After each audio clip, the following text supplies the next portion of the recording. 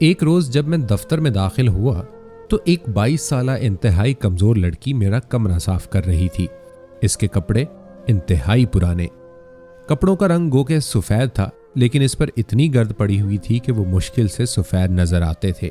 میں نے اپنی سیکٹری سے پوچھا یہ کون ہے؟ جواب ملا کہ ہماری پہلی صفائی والی آیا بیماری کی وجہ سے کام چھوڑ گئی ہے، یہ لڑکی اس کی جگہ پر آئی ہے۔ دن گزرتے گئے، اس بچی کی آنکھوں کی حیا اور چہرے کی معصومیت ایک پیغام دیتی تھی۔ میں نے کبھی اس سے متعلق پوچھنا مناسب نہیں سمجھا۔ اس بات کو کوئی 6 ماہ گزر گئے تو ایک روز میری سیکٹری نے مجھے کہا کہ اسے 2 چارپائیاں لے دیں، اور پھر اس نے وہ واقعہ سنایا جو اس کے ساتھ گزشتہ رات پیش آیا تھا۔ کہنے لگی کہ روزانہ اس کا شوہر سائیکل پر لینے اسے آتا تھا۔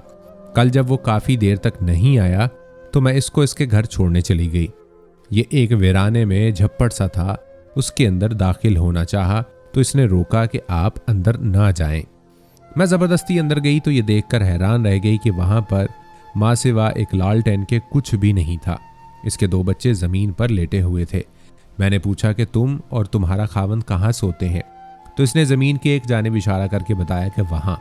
میں نے پوچھا تمہارے پاس کوئی چارپائی، بستر، رضائی وغیرہ کچھ نہیں؟ تو وہ رو پڑی اور کوئی جواب نہ دیا۔ دوسرے دن اسے 2 چارپائیاں لے کر دے دیں اور کچھ برتن بھی۔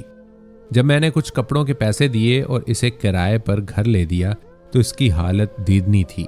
دراصل میرا پروگرام اس کو ایک گھر لے کر دینے کا تھا۔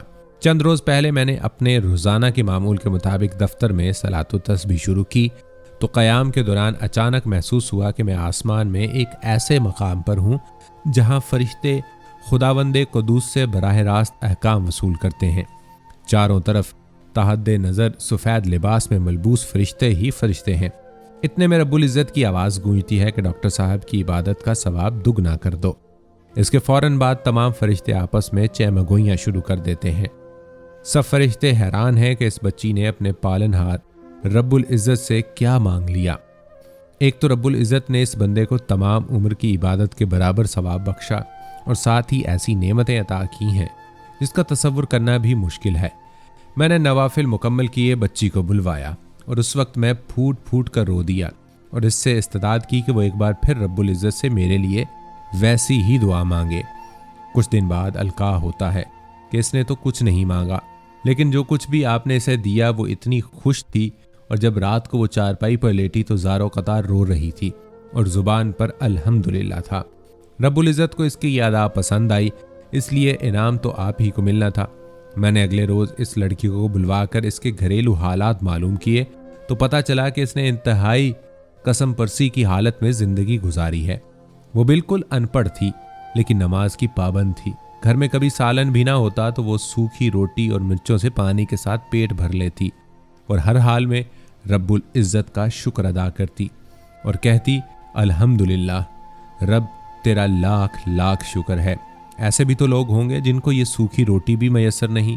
چھوٹی سی عمر میں جب وہ 14 سال کی تھی، ماں باپ نے خالہ زاد کے ساتھ رشتہ طے کر دیا اور شادی ہو گئی۔ شوہر ایک موٹر سائیکل کی دکان پر کام کرتا، کبھی 1500 کما کر لاتا۔ 1 سال کے اندر 2 جڑواں بچے پیدا ہوئے۔ کبھی اوپلے تاپتی تو کبھی کسی کے گھر میں ایک وقت کی روٹی اور 2000 ماہانہ پر کام کیا، لیکن ہر حال میں اس نے رب العزت کا شکر ادا کیا۔ شروع میں سسرال والوں نے ایک چھپڑ میں رہنے کی جگہ دی، پھر وہاں سے بھی نکال دیا اور ہم نے معصوم بچوں کے ساتھ بھینسوں کے کمرے کے ایک نکڑ میں رہ کر گزر بسر کی، اور جب اس اسپتال میں نوکری ملی تو ایک کرائے کا کمرہ لے لیا۔ آپ جانتے ہیں کہ آج مہنگائی کا کیا عالم ہے، لیکن ہر حال میں ذات باری تعالیٰ کا شکر ادا کیا۔ آج میں اتنی خوش ہوں کہ میں زندگی بھر تصور بھی نہیں کر سکتی تھی کہ کبھی ایسا بھی ہوگا۔ آج پھر میں اپنے رب کے حضور سر مسجود ہوں اور اپنے ڈاکٹر صاحب کی بھلائی اور خوشی کے لیے دعا کرتی ہوں کہ مجھے گھر مل گیا، گھریلو اشیاء مل گئیں۔ میں نے جب اس بچی سے انتہائی دردمندانہ اپیل کی کہ ایک مرتبہ پھر وہی دعا مانگو جو تم نے رات کو میرے حق میں مانگی تھی، تو اس نے ذہن پر زور دیکھ کر کہا کہ میں نے تو کچھ بھی نہیں مانگا تھا، میں بس بے انتہا خوش تھی۔ خوشی میں زار و قطار رو رہی تھی اور زبان پر الحمدللہ تھا، اور دل میں آپ کے لیے دعا تھی۔